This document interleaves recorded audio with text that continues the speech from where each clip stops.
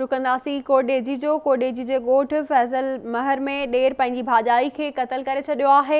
जवाबदार ॾेर औरत शकीला महर खे क़त्ल करे फ़रार थी वियो आहे। अव्हांखे अपडेट कंदा हलूं। अहम ख़बर आहे त कोडेजी जे ॻोठ फैज़ल महर में ॾेर पंहिंजी भाॼाई खे क़त्ल करे छॾियो आहे। जवाबदार ॾेर औरत शकीला महर खे क़त्ल करे फ़रार थी वियो आहे।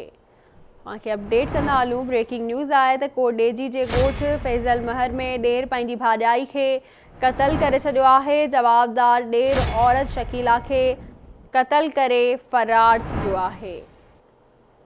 तफ़सील मालूम कंदासीं परवेज़ गोपांग खां। जी परवेज़, ॿुधाइजो त छा मामिलो आहे?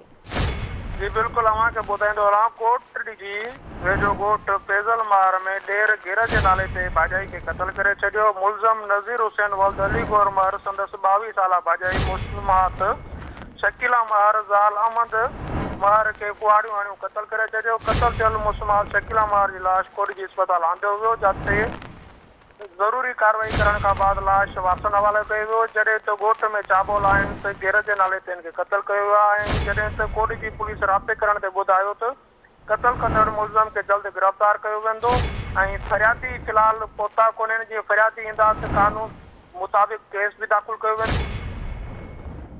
ठीक है, वरी महिरबानी अव्हांजी अपडेट करण लाइ।